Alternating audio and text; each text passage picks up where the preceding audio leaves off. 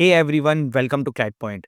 CLAT UG and PG 2026 का paper हो चुका है और बहुत सारे स्टूडेंट्स का मैसेज मुझे आ रहा है कि सर हमारे नंबर कम हैं तो कैसे होगा कॉलेज में, या अगर हमारी रैंक कम आई तो कैसे होगा। तो देखो, मैं आपको आज दो ऐसी टेक्निक्स बताता हूँ जिसका किसी लोगों को ज़्यादा पता नहीं होता है। और इन दो टेक्निक से ना आप लोगों का बहुत इजीली सिलेक्शन हो सकता है एनएलयूज़ के अंदर। पर ये दोनों टेक्निक के बारे में ज़्यादा चीज़ें लोगों को नॉलेज नहीं है, क्योंकि इसके बारे में इतनी इन्फॉर्मेशन अवेलेबल नहीं है। तो देखो, 2 चीज़ होती है, एक होता है वेकेंट राउंड और एक होता है ऑन स्पॉट राउंड, ठीक? इन दोनों के बारे में डिटेल में डिस्कस करते हैं। वेकेंट राउंड क्या होता है? देखो, बहुत सारे एनएलयूज़, मान लो एक एनएलयू है जिसका नाम है एक्स, ठीक? काउंसलिंग के बाद इस एक्स एनएलयूज़ के अंदर सीट्स नहीं फुलफिल हो पाई, या फिर जिसने एडमिशन लिया था, उसने एडमिशन छोड़ के चला गया। जैसे स्पेशली ये टियर 3 एनएलयूज़ के केस में होता है।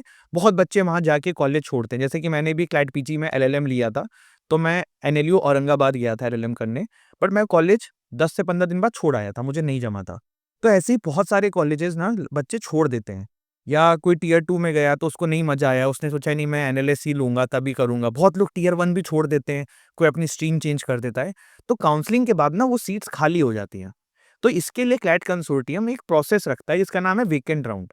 अब वेकेंट राउंड कैसे होते हैं? वेकेंट राउंड कोई क्लैट कंसोर्टियम की वेबसाइट पे नहीं होगा, या आपके डिफरेंट डिफरेंट कॉलेजेस की इंडिविजुअल वेबसाइट पे होगा। फॉर एग्जांपल, इस एक्स एनएलयू के अंदर 5 सीट खाली है।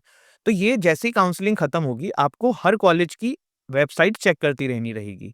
आप अपने रैंक के हिसाब से चेक करिएगा। अगर रैंक बहुत कम है, बहुत बेकार रैंक है, टियर 3 देखो वहाँ मिल जाएगा। रैंक थोड़ी अच्छी है, तो आप टियर 2 चेक कर सकते हो, ठीक है?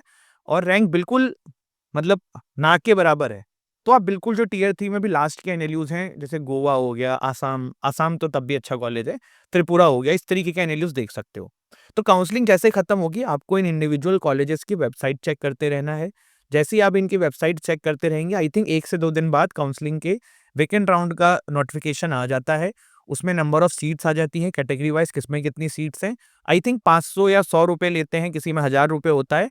एक फॉर्म फिल करने का तरीका होता है कि अपनी रैंक डालो, पैसा पे करो, और पैसा इसलिए पे कराते हैं कि सीरियसनेस दिखे। ऐसा नहीं कि जिसके मन में आ रहा है वो खरीदे, तो वो पैसा डलवाते हैं।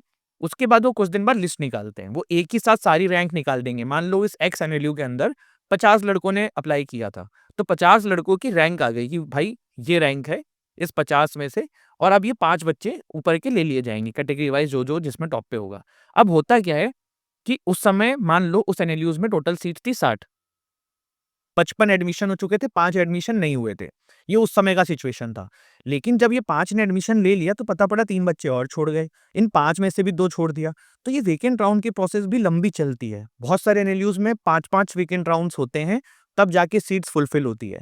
तो ये वेकेंट राउंड का तरीका होता है जिससे कि आप एनएलयूज़ में ले सकते हो एडमिशन, और बहुत पीछे-पीछे रैंक में लोगों का एडमिशन होते हुए मैंने देखा है। तो ये चीज़ है। चाहे आप क्लैट यूजी की बात करो, चाहे आप क्लैट पीजी की बात करो, आराम से एडमिशन हो जाता है। इसके बाद दूसरी चीज़ ये है कि एक और तरीका होता है जिसमें एडमिशन लिया जाता है, वो होता है ऑन स्पॉट राउंड।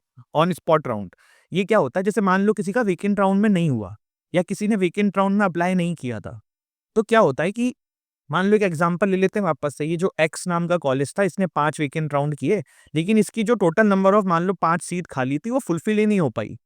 जैसे कोई और छोड़ के चला गया, कोई और छोड़ के चला गया, तो ऐसे करके वो 5 सीट खाली की खाली रह गई।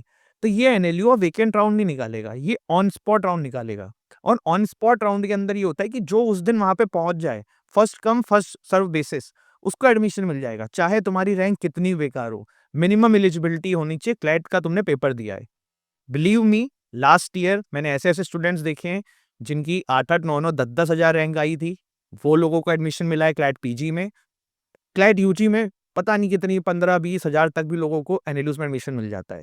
पर ये एनएलयूज़ फिर मैं बोलूँगा टियर 3 एनएलयूज़ होते हैं, और कभी-कभी थोड़ा-सा लक फैक्टर भी होता है, कभी-कभी टियर 3 में जो लास्ट के एनएलयूज़ हैं, वो ही होते हैं। तो ये एक तरीका है जिसके ये 2 ऐसे तरीके हैं जिसके थ्रू आप एनएलयूज़ में एडमिशन ले सकते हैं।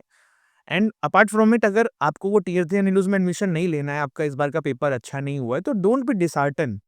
मंजिलें मिलेंगी भटकते ही सही, गुमराह तो वो हैं जो घर से निकले ही नहीं। नेक्स्ट ईयर ट्राई करो, ठीक है? ड्रॉप ले लो।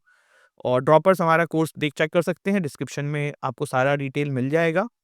एंड मेहनत करो, ठीक है? और जस्ट इन केस आपको एनएलयूज़ नहीं मिलता है, आप दूसरे एग्ज़ाम्स का फॉर्म भरो, उसमें जाओ, वहाँ से कॉलेज करो, एनएलयू करो, लॉ करो, नॉट एनएलयू, लॉ करो, और फिर आगे एलएलएम में आ जाना, क्लैट एनएलयूज़ की अगर एनएलयू चाहिए तो।